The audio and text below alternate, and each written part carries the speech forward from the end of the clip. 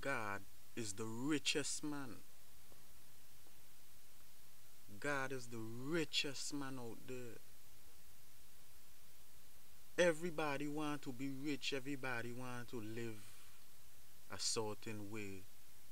Everybody want, you know, everything they could get out here as far as to feel comfortable. But God is the richest man. So all of us want to be rich, but none of us, or most of us, ain't looking unto God for his richness, for the richness. We'll run behind Tom, Dick, and Harry for their richness, to get their richness, but we wouldn't run behind God or Christ for for the richness of them.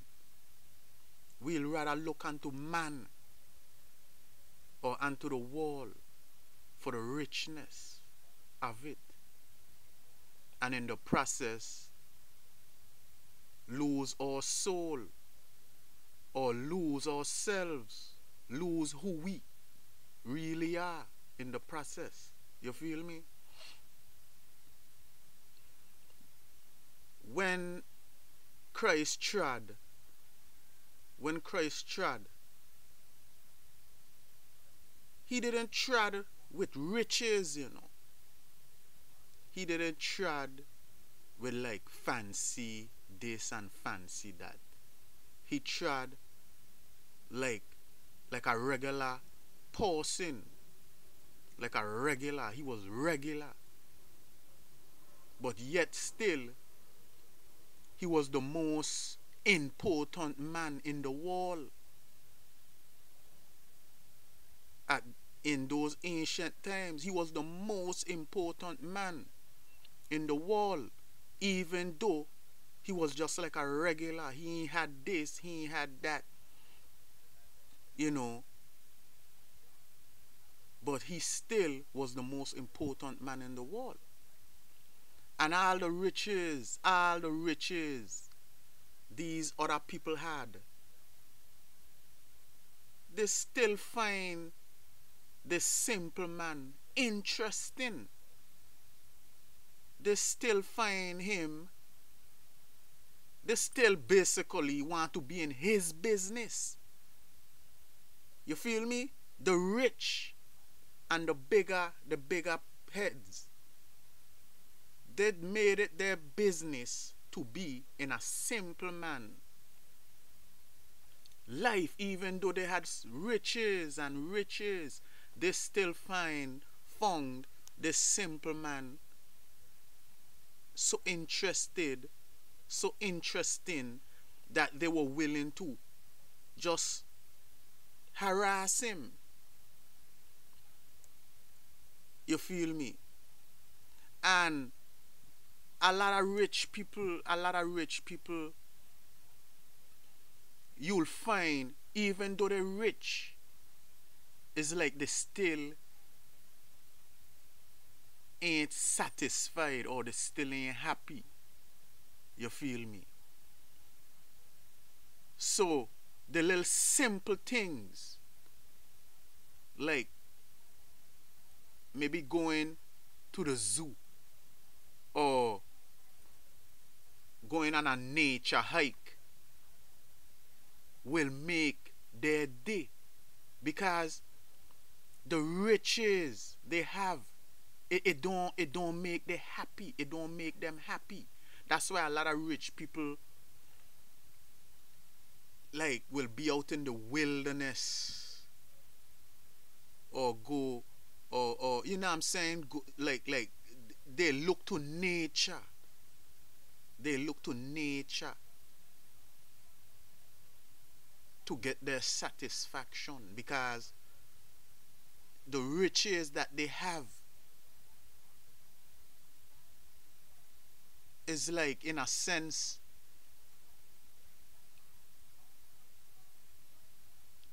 it don't make them happy like many people may think.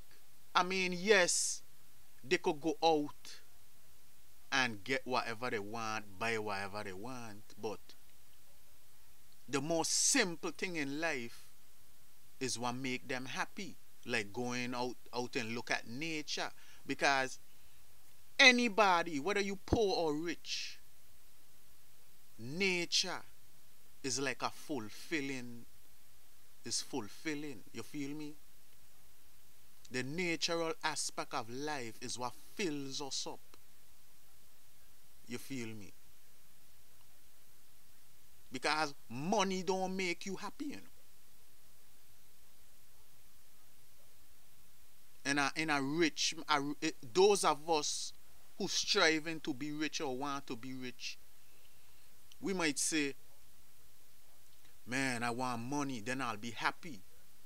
But a rich man, a man who is rich, he can tell you better. He can tell you, man, some of the days I don't feel happy. And every day I feel happy. Even though he could go out and get whatever he wants. I guarantee a rich man will tell you, every day I don't feel happy.